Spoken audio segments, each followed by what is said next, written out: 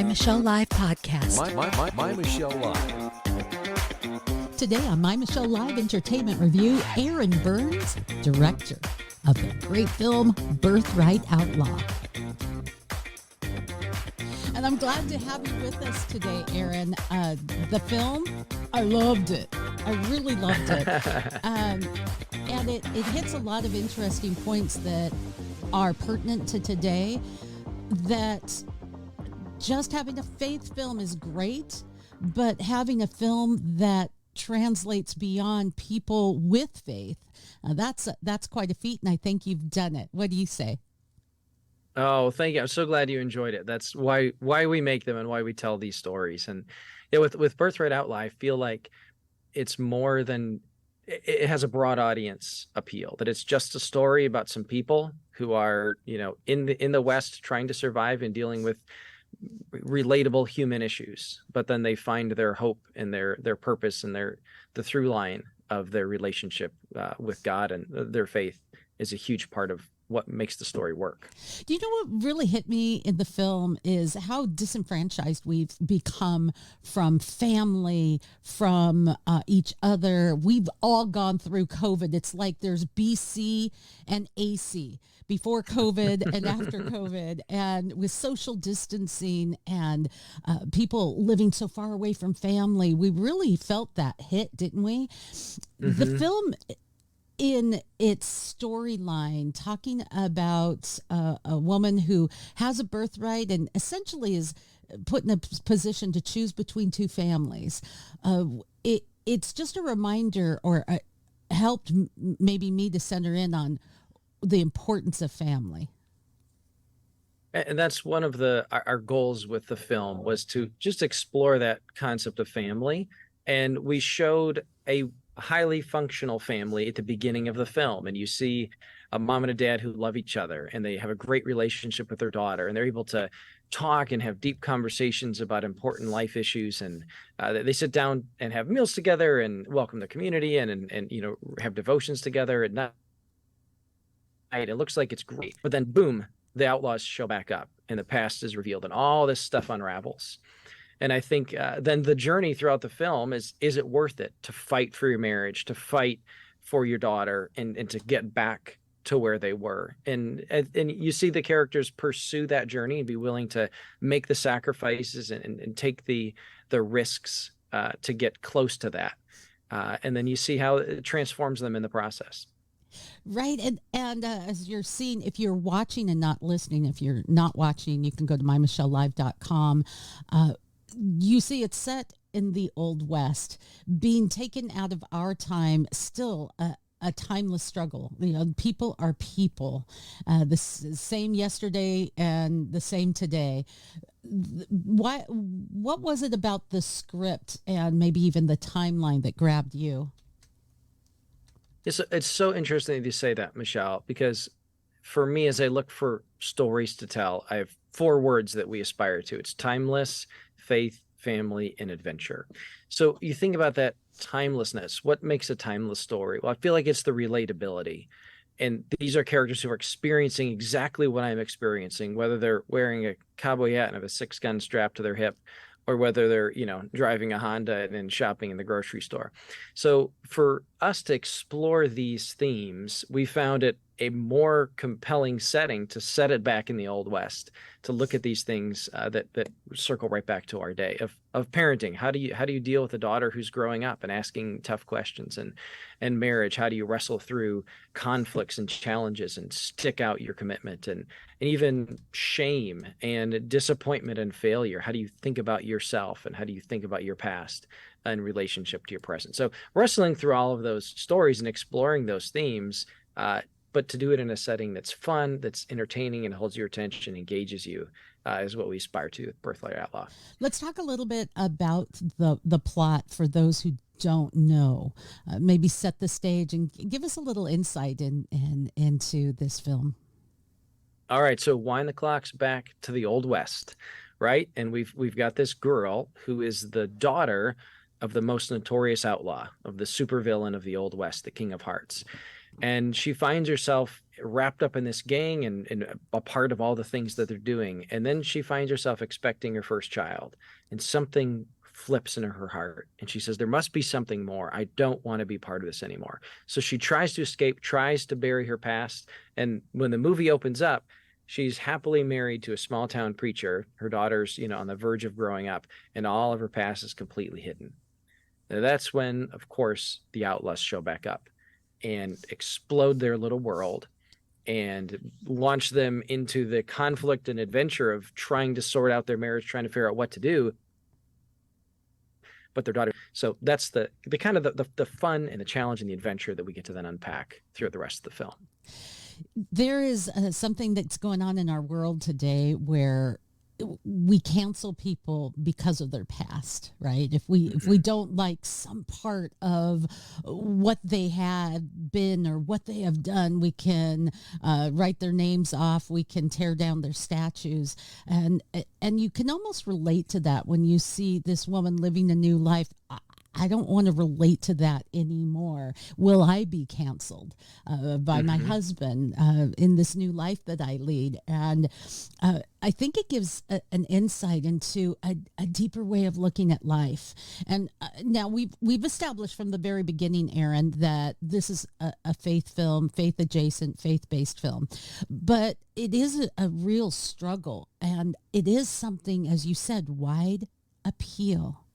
What is it about the idea of forgiveness? What is it about the idea of understanding the person and not canceling them because you don't like the background, you don't like where they come from, you don't like what they've done? There's something there that I think is absolutely mesmerizing. Well, I think it's so relatable and mesmerizing because it's so personal to all of us. I mean, when you look in the mirror in the morning, you might not be trying to hide a, decades-long careers. I don't know. You might be. You might have an outlaw past. But we just met. You don't know. We just met. I don't know for sure. But I do know that when I look at myself in the mirror, I can see you have a choice to make. You can see all your past and all your failures because we've got them. We can see the disappointments and the time we've let people down, the time where we've broken trust, the time where we haven't lived up to our own expectations. We haven't lived up to what we all know deep down inside is God's expectations for us.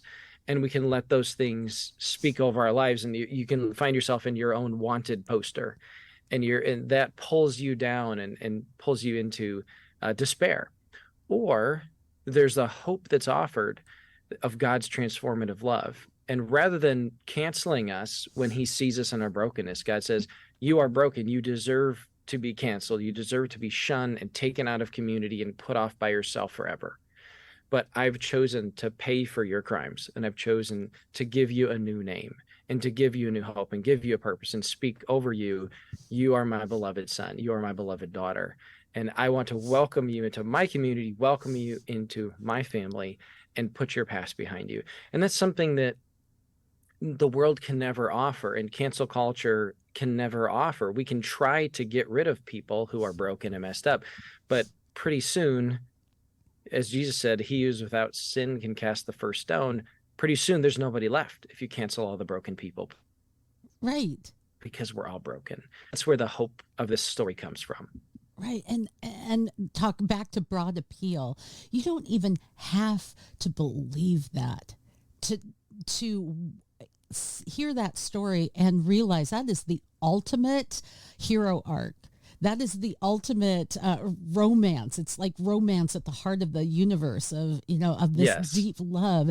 And that's why it's such a compelling story. And that's why I often find faith-based, faith-adjacent films phenomenally entertaining for those who aren't in the family of faith, because that story is timeless. It really is the hero arc that we all look for. Ultimately, let's chat, and since we have a short time together, a little bit about the people that you're working with. You have some great actors in here: Lucas Black, Jeff Fahey, Sarah Drew.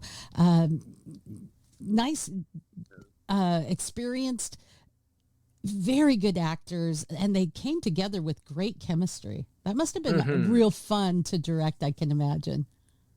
Yes, directing is it's always a challenge because just share briefly, people think of filmmaking, you think of the time you're on set with the cameras, and really that's only a very small portion. We've been working on this movie for years, and you have 22 and a half-ish shooting days to make Birthright Outlaw. So it's all the prep, all the planning, all the writing, getting all the logistics in place, and then the magic of creativity happens then in those limited moments. But when you have people like a Lucas, a Sarah, Jeff, Olivia, this great cast that comes in prepared to engage and bought into the story that we're trying to tell, wanting to tell it with us, that's when you can see the sparks fly on set and to capture those moments. So it was such a joy working with my writing partner, Justin Strawhand, and then my director of photography, Ryan, and Sarah, our wardrobe designer, and to create all those elements to set us up for that success of capturing this story on set. And then you take it into post-production and, work with my editor, Mike, you're cutting and finding exact pieces and moments and adding the layers of music and those things. So it comes across as a story that you can just sit back and absorb and enjoy. But yeah, to those moments on set, we're out shooting on location in Tucson, Arizona, in the desert, the sun and the dust and the mountains and the cactus, the horses and the gunfights. It was a joy. We really enjoyed it. Arron, I swear I would really love to put together a reel of all of my interviews with actors and directors and producers that have done faith-based films. And just this one question that I always ask, because it always gives me goosebumps. There's always something amazing. Especially when you are doing a faith-based film, I have found that there is just miraculous, crazy, oh my, really, God, that's awesome moments that happen. And that's my favorite question, because you don't necessarily know that when you're watching the film, but you can find that out from the people who are behind the scenes. What's that aha moment, that time in the film you won't forget? So for me, for this one on Birthright Outlaw, we have a character who plays an actor, Tom, who plays the sheriff. And if you look at the other movies he's done, he often plays a villain. He often plays the bad guy. And I said, no, Tom, I want you to come and play the sheriff, who's the voice of truth. He's the voice of justice. He's a good guy in this film, although, in some moments, slightly misguided. So he came out and he joined us. And you can watch some more of his EPK, and he'll tell this version of the story. But he's in real life had experience as a bounty hunter. And so there's a bounty hunter in our film, and I'm working with our actor talking about it. He's like, that's not how I would have done it back in the day. It's like, Tom, wait.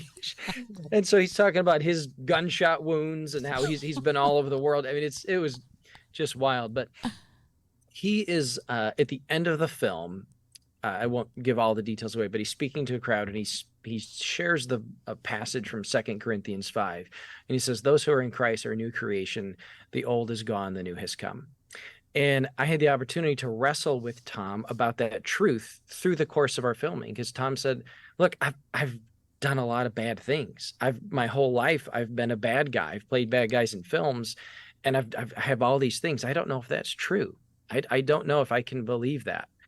So we had a lot of conversations about those things. And then during the course of the filming, Tom actually was hospitalized for a blockage he had from one of his old gunshot wounds. And he's supposed to be filming in 36 hours, and he's in the hospital.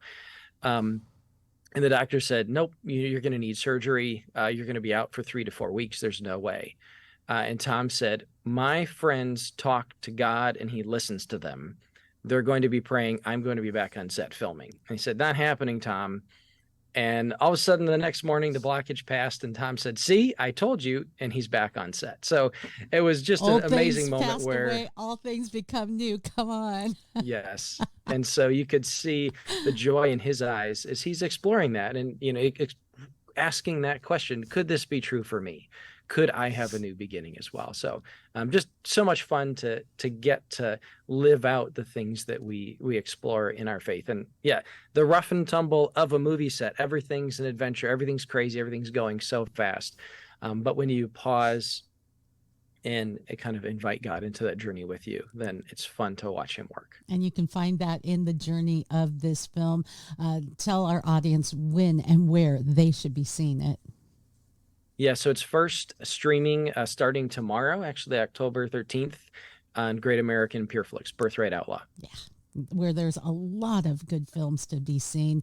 And this, my friends, is one of them. Now you know what to do for your Friday night. Thank you, Arron, for being with us today. Great film, and I hope you get to talk again. Thank you, Michelle. For more fun, go to mymichellelive.com.